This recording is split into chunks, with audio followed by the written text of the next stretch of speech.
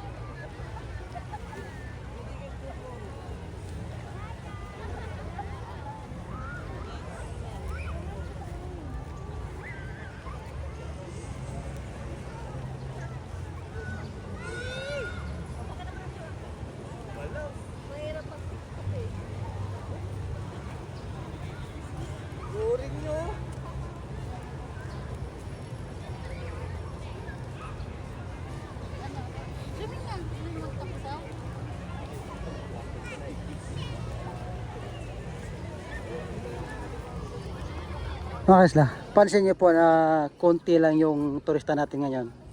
Kasi po paunti-unti na yung pabawas ngayon yung mga turista kasi po halos lahat na po may mga pasok na. So ngayon po ay Tuesday.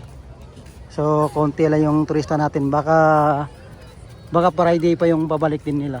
Kasi iba kasi mga isla, kahit Friday po mga turista natin na pupunta dito. So depende kasi yung iba kasi natin ng mga turista advance booking, kaya yung mga time nila at mga date ng kanilang flight talagang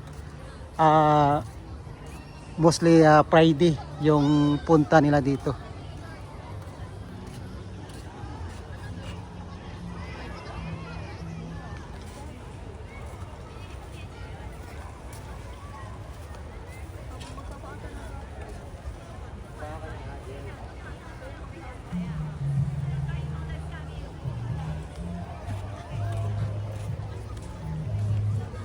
So dito mga isla, yung ibang turista natin dito sa The Palm nagpapahinga. Naghihintay po yung na palubog yung sunset.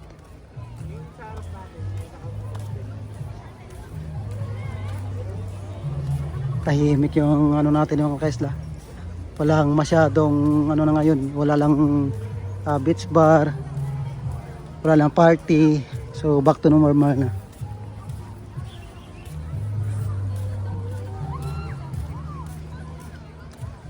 Sa Dimol mga isla, konti pa yung tao doon, no? Pero talagang ramdam natin na konti na lang yung turista dito sa isla ng Boracay. Kasi po pag month kasi ng June, tapos July, August, so yun yung walang masyadong turista dito sa isla ng Boracay.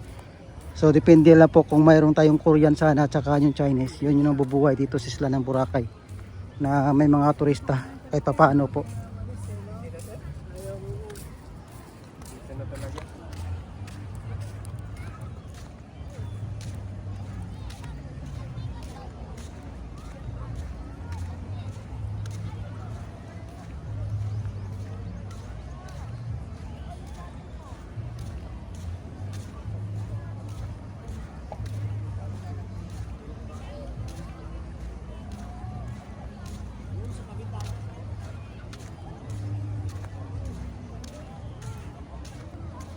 Makalat yung mga turista natin mga isla. Dito, pailan-ilan lang yung naliligo dito tapos naglalakad. Hindi katulad ng last month na talagang marami yung turista natin dito. So ito konti lang. Sa iba ay paunti-unti na po na pupunta dito sa White Beach para makakuha ng ano ng sunset, ng mga picture.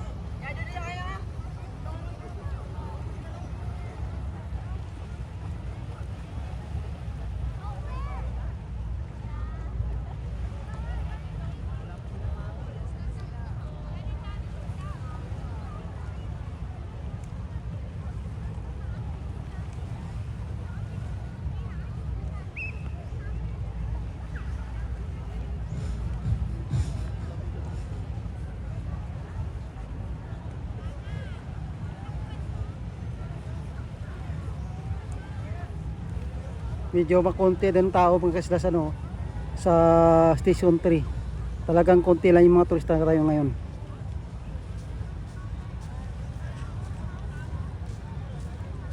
Check natin yung sa Dimol Makesla.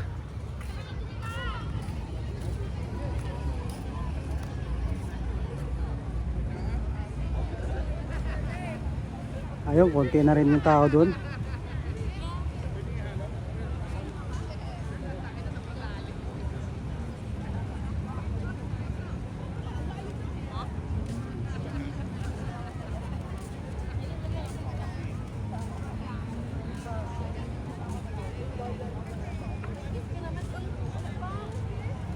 So depende yung mamaya makasla kung palubog na talaga yung ano, yung araw.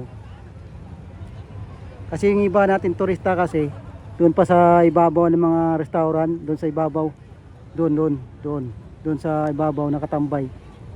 Kasi medyo mataas pa yung ano, yung araw natin.